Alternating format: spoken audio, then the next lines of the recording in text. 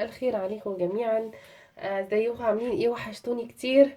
انا النهارده هعمل لكم وصفه حلوه قوي، اللي هي الرز المعمر الحلو، او بيقولوا عليه في مصر الرز باللبن، بس اللي هو في الفرن الحلو. هي دي بيتعمل رز معمر حلو. فاحنا هقول لكم بقى ايه ازاي كده مقاديرها.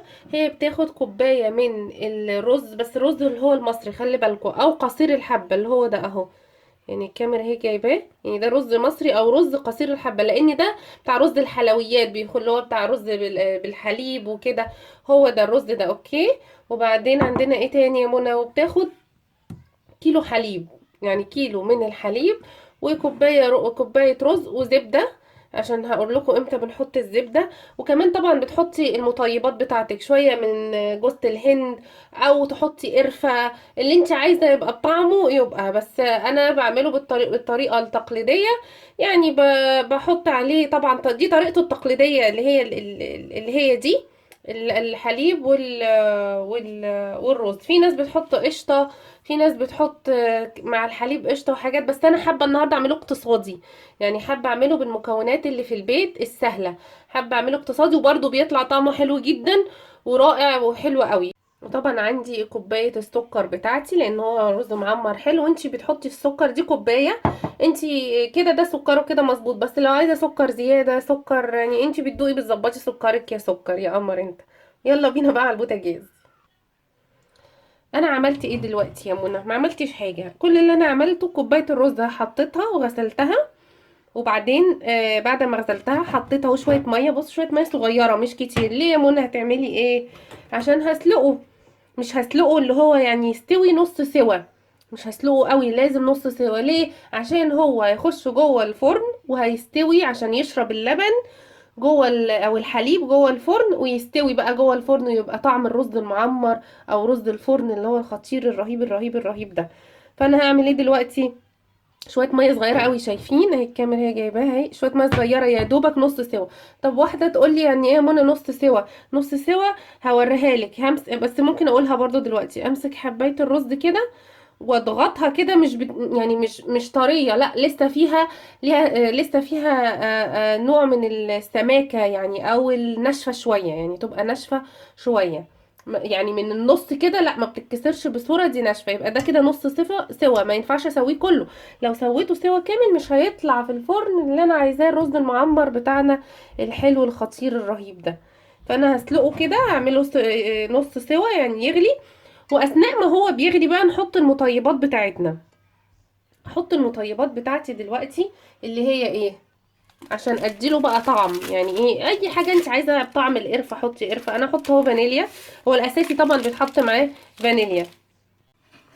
طيب انا هعمل ايه دلوقتي؟ اهو الفانيليا، ههدي الرز زي مطيبات عشان يديله طعم حلو. هحط له فانيليا اهو. وعايزه انت بقى تحطي قرفه حطي، عايزه تحطي هيل شويه هيل حطي، مطحون شويه حبهان مطحون حطي، الطعم اللي انت عايزاه. انت طبعا بتحطي فانيليا. انا عندي هنا اسرتي بيحبوه بحط له جوز الهند. احط له هو دلوقتي معلقتين من جوز الهند، او شويه كده من جوز الهند، حوالي معلقتين صغيرين، مش كتير يعني، مش جوز الهند كتير اهو. برضو يتسلقوا او يتعملوا مع نص سلقه مع الرز كده. وهقول لكم امتى بقى نحط بقى الحاجات. وانت عايزه زي ما انا قلت لك اي مطيبات تحطيها براحتك اللي انت عايزه تحطيه، لكن انا هعمله النهارده بس بطعم، حاطه فانيليا وحاطه كوكونات جوز الهند. في ناس بيحبوا الهيل قوي، زي ما انا قلت لكم بيحبوا الهيل، طعم الهيل، لكن انا عندي اطفال صغننين ما بيحبوش الا كده، يكون اعمله كده. حطيت اي حاجه تانية يقولوا ايه ده يا ماما الطعم ده؟ خلاص يا جدعان، والله ما انا حاطه حاجه، هعمله كل مره زي ما انتوا بتحبوه اهو. اهو يا قمر اهو، ده هو ده اللي انا اقصده. وخلي بالكم من حين من حين لحين بقلب، ها، عشان ما يلزقش تحت، يعني من حين لحين اهو. بقى ده شكله ده كده ايه يعني، يا دوبك يا دوبك نص سلقه او اقل كمان من نص سلقه. يعني سخنه قوي قوي مش عارفه امسكها، استنوا، عايزه اوريها لكم في الكاميرا، والنبي ده انا موريها لكم برضو استنوا اهو. بصي انا كده اهي الكاميرا جايبه كده، اضغط كده هي دوبك اهي ايه بتتقسم معايا ويكون فيها صلابه. خلاص كده مش هسويه عن كده عشان عايزه اسويه في الفرن. بسرعه بقى هننزل بالحليب. ادي الكيلو اهو الحليب. فكره الوصفه دي سهله قوي وسريعه، يعني انا اعملها دلوقتي العشاء ان زهقنا مش عارفين نتعشى ايه، او ممكن ساندوتش مثلا جبنه ونحلي بده معاها، او يتاكل بس هو لوحده. والله وسريعه يعني وسهله لست البيت والله بجد يعني، وطعمها حلو اهو. وكمان ده في الشتاء بيدفي قوي، وغير الشتاء هو كده كده كمان بيتاكل في الصيف، تسيبيه يبرد خالص خالص خالص، وممكن تحطيه في التلاجة شويه، او بتسيبيه لما يبرد خالص خالص. ده بالنسبه للصيف. وللشتاء بيتاكل دافي اهو. ادي حطيت الحليب اهو. في المرحله دي بقى هنزل وطبعا انا طافيه بوتاجازي خلاص، انا طفيت البوتاجاز ها، خلي بالكم. انا قلت لان انا عايزه اسويه في الفرن عشان هو بقى ينفخ بقى كده الرز ويشرب من الحليب ويستوي. خلاص ادي اهو حطيت السكر بتاعي. هجيب بقى الطاجن واوريكم بقى مرحله الزبده بتبقى فين اهو. ادي الطاجن بتاعي اهو. اي طاجن فرن كده عندك او اي حاجه تخش الفرن عندك بتحطيه فيها اهو. على فكره كل ده الرز هيشربه، مش هيبقى سائل كده، كل ده مش هيبقى فيه سوائل يعني، هيبقى حلو او هيبقى يعني جوسي كده يعني، لا رز فيه سوائل ولا ناشف، هيبقى حلو قوي بجد. عشان الناس تبقى فاكره ان كميه مثلا الحليب ده هي هتبقى موجوده، لا الرز هيستوي فيها، هيشربها كلها ويستوي فيها، بتبقى تحفه. وانا قلت لكم في المرحله دي عايزه تحطي من فوق الوش هنا قشطه حطي، عايزه تحطي كريم جانتيه حطي، بس انا عاملاه النهارده اقتصادي فهحط بقى من فوق الوش ده زبده. طب وليه يا منى نحط زبده من فوق الوش؟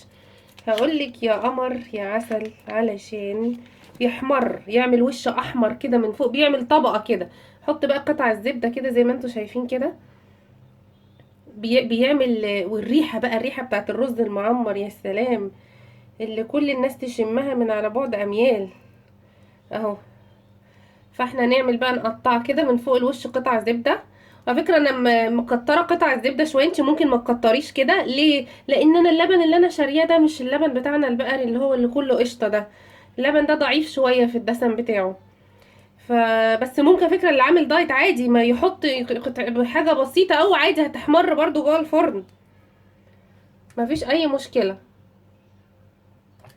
يعني. حتى اللي عامل دايت مفيش مشكله يحط قطع بسيطه قوي من الزبده. وممكن ياكلوا في اليوم الفري برضو عادي، دايت اليوم الفري ده انا بفضله، انا خسيت عليه كتير. اما كنت اتخنت بعد الولادة بنتي، خسيت عليه كتير، رجعت الحمد لله زي ما كنت.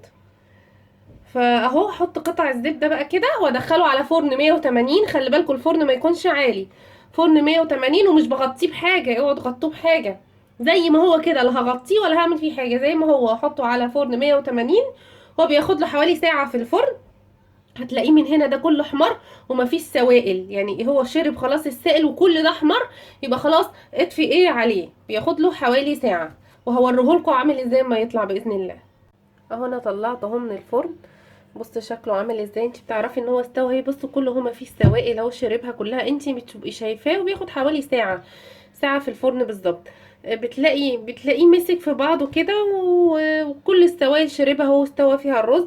ريحته عايزه اقول لكم ريحته خطيره وروعه، ووصفه سهله قوي وشهيه قوي، والكبار والصغيرين بيحبوها. حته كده لساره حبيبتي اهي، اهو نقطع اهو.